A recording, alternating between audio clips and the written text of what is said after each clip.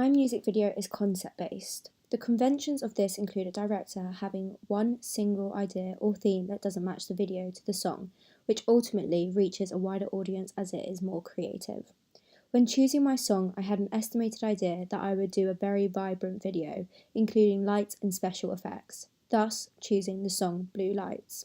Although a concept music video has nothing to do with the song itself, I decided I would challenge this convention and put my own spin on it as it matched my ideal theme.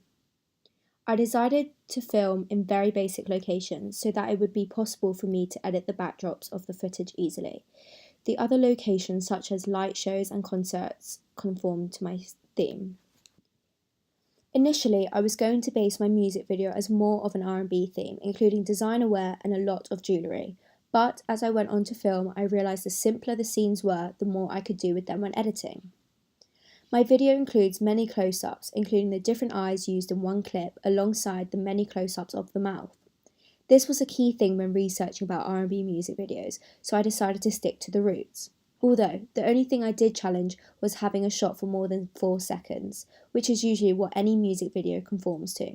The reason for doing this is to drag the audience in more by allowing them to see longer of the shot and longer of all the colour changes and effects I hid in the shots.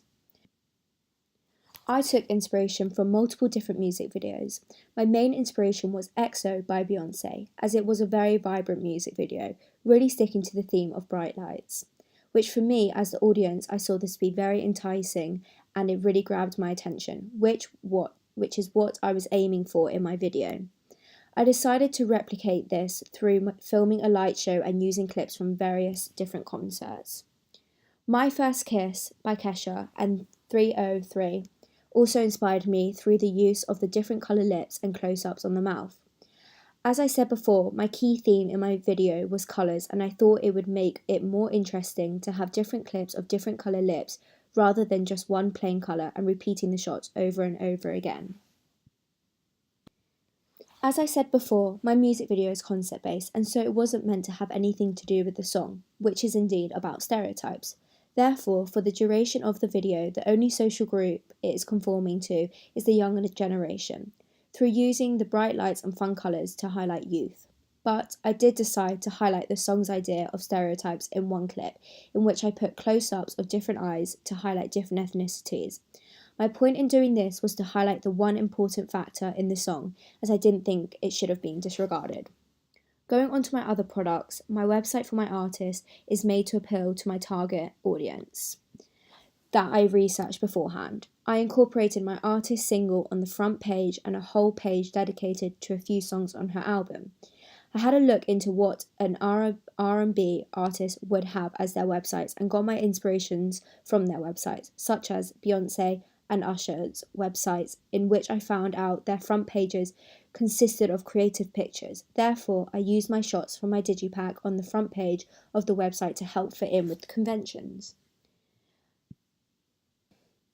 Alongside this, I researched into other digipacks as seen on my blog and decided to go down the route of simple and creative. An inspiration for me was Rihanna's digipack of her album called Loud. It completely matches my theme and concept, so I have used her idea and incorporated it to make my own idea. I admired the close-up shot used to enhance her beauty and the enhancement and exaggeration on the colour red. As colour is a big theme for me, I made sure that there would be a colour that would pop on my front cover.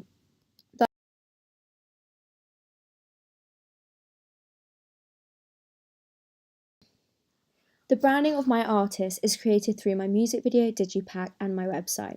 I researched into what a brand really meant. This is either a symbol, name, design, or feature that makes a brand stand out from the others. And so I looked into various examples of famous R&B artists and their brands. For example, Beyonce's brand is that the audience knows what they are going to get, a modern-day goddess with powerful, thought-provoking songs, including crazy costumes and focus on girl power. Another example is Drake and his less is more mentality. Drake's brand is all about being understated. 6 a.m. Anything you guys want in the store is free. My branding, however, is different so that it stands out. I wanted my artist to be known for her vibrancy and youthfulness, and ultimately being different from this current society. Her songs include a lot of judgment against stereotypes and expectations. Throughout my media products, it is clear that colour and vibrancy is a big theme, and this is what I wanted to sell. Although I was inspired by Drake and his mystery aspect, therefore, I initially haven't made any social media platforms for my artist, shown through my website, as there is no links to anything social. I wanted her to be solely known through her voice and meanings of her songs. This is shown through me only putting in at least 3 shots where you can see her face. The rest is solely focused on her mouth, shown through my music video. My website helps brand my artist just as much as Beyoncé's website helps brand her. Her website's first page is filled with bright and joyful pictures, referring back to her brand, which is all about empowerment and girl power. These pictures show her branding almost immediately. I took inspiration from this as I wanted my branding to be obvious when going onto my website. In this case, I showed the colourful and youthful side to my artist by incorporating natural and realistic images. I also branded her through the fonts I used. I used Soho Condensed throughout my digipack and my website. The reason for using this exact font was to make sure it was as minimalistic and simple as possible, so the branding of my artist is not all about bling and flash.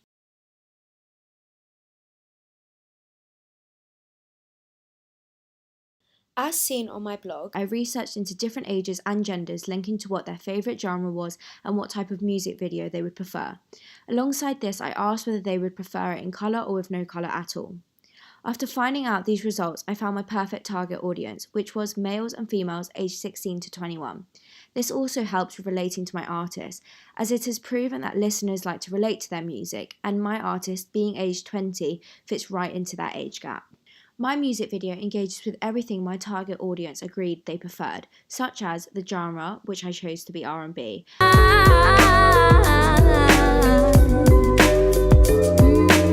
as well as the vibrancy and colourful theme, which they agreed they preferred rather than no colour at all.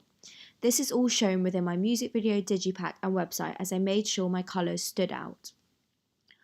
I decided that I would put my artist under Sony Music Records. This is after researching what R&B artists were and are connected to Sony and how they are represented, such as Beyoncé, Michael Jackson and Mariah Carey.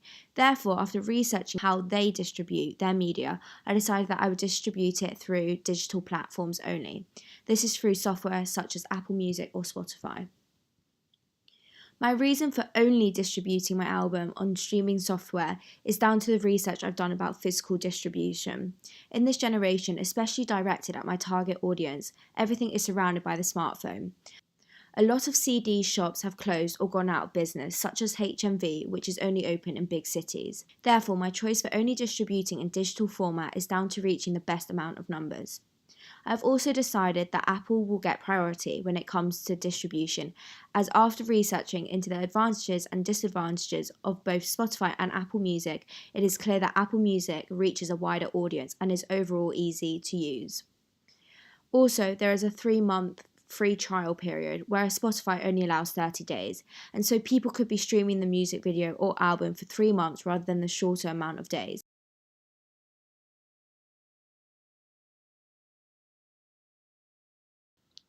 For my A2 media blog, I decided to use WordPress. This was a new software for me, but was easily accessible and easy to use.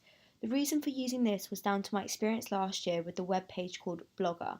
It ended up making my AS blog very unprofessional and I had a lot of glitches with it. Other software I ended up using was Final Cut Pro. This was used to edit my music video. Having prior experience to this in my AS Thriller opening, I didn't have any issues this year. I find it to be such a good editing software and easy to understand, alongside being able to add in a lot of effects, which was exactly what I needed for my theme of my music video this year. I then used Adobe Spark to edit my pictures for my digipack. This software was incredibly helpful when it came to making my front cover look professional, as well as having many options for editing my pictures, which led me to be able to use multiple colours and enhance my artist brand even further. I didn't use as much hardware. The only hardware I used was my MacBook, in which I had all the software previously downloaded. MacBooks are very efficient and easy to use, so there was no complications there. Another hardware I used was my Canon 80D camera and a tripod to help me film the scenes in which I needed the camera to be stable. I have previously used this camera for my AS work, therefore I found it very simple. I also used my iPhone to film certain shots, such as the concerts or the light shows, as I wasn't allowed to bring my big camera with me. Although the quality came out the same and there was no problems there either.